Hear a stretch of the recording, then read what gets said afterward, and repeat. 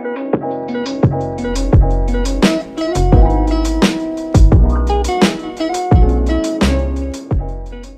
morning everyone, this is Ruth Galapati-Kio, a BSed 3 major in Social Studies.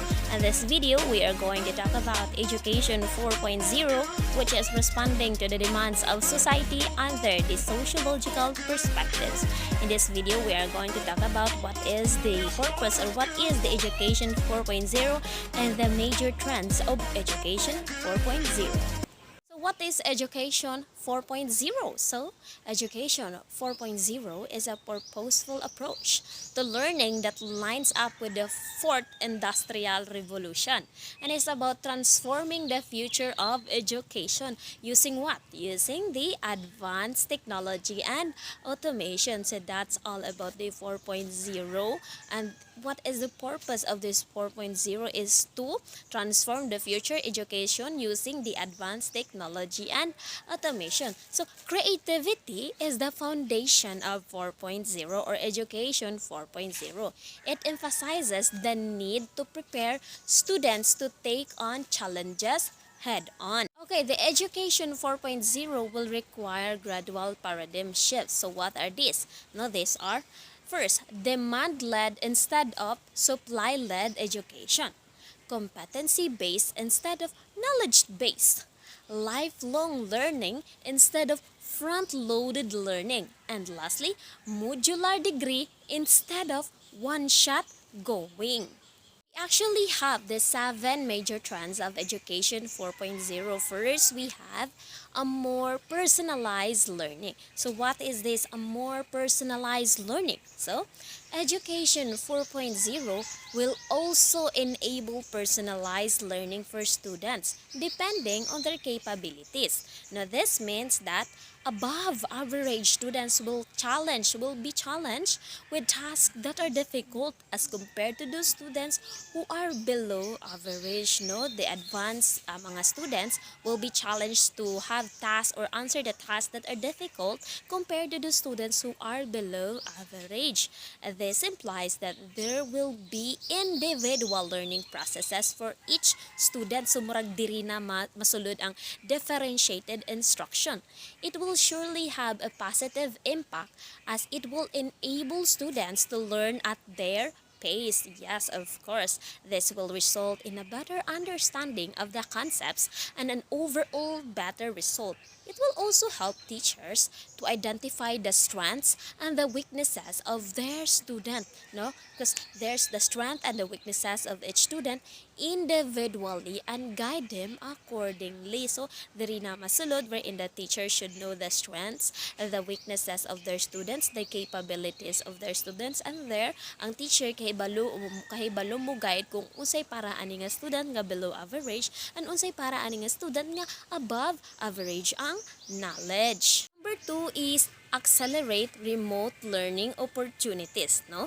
The cornerstone of Education 4.0 is making learning available anywhere. No? Available anywhere or anytime with a set of e-learning tools that promote remote and self-paced learning. The active blended learning or the ABL concept is picking up where students get to be actively involved in learning beyond classrooms. This way, they end up mastering both practical and experiential learning. Number 3 is the choice of education tools. No, the choice of education tools. A part of Education 4.0 will be the technology or devices used by students to gain an education. Well, every subject has its own set of knowledge and information that the students can grasp. No, the math is different from English, and English is different from science, and science is different from Filipino. No, this knowledge can vary. No, this information can vary. This means that the students will be able to choose the tools and techniques through which they want to acquire this knowledge.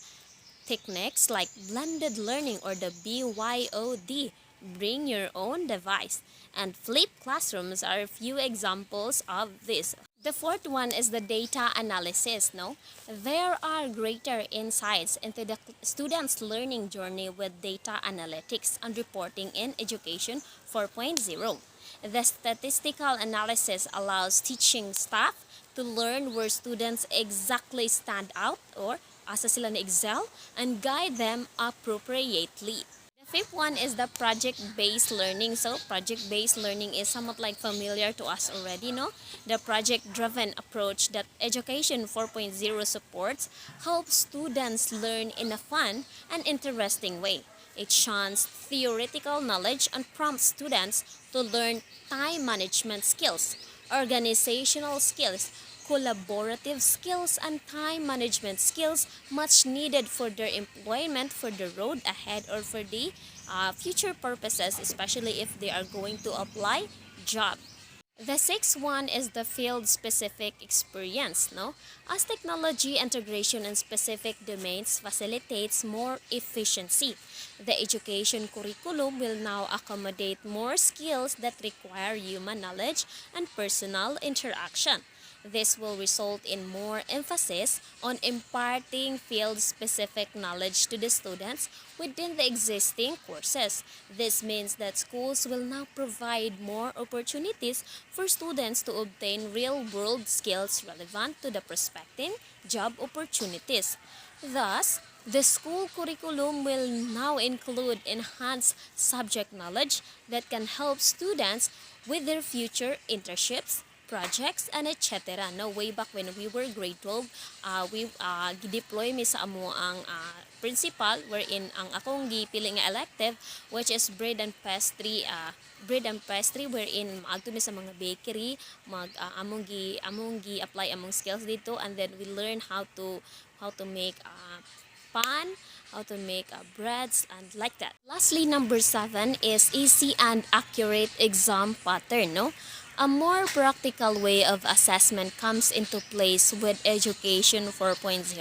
There are both online and offline assessments, and students get assessed on projects, assignments, and fieldwork. So, especially now, the integration of the technology is now getting improving, especially on us.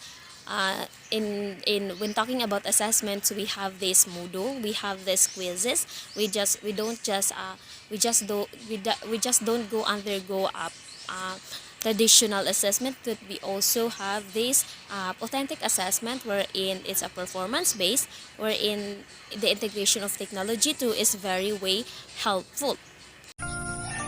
Let us now talk about the top 10 digital skill education 4.0 demands.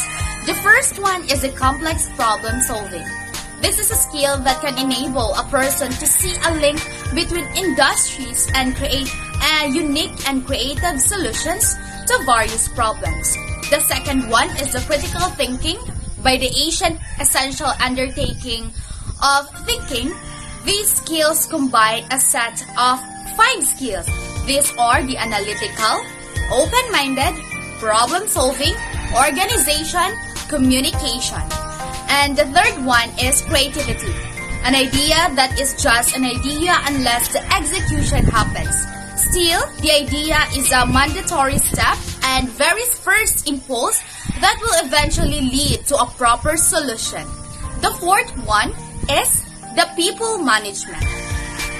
People management is human resource management, or the HRM, and it is built from numerous different but yet intertwined tasks such as recruitment, management, and the ongoing support. The fifth one is the coordinating with others.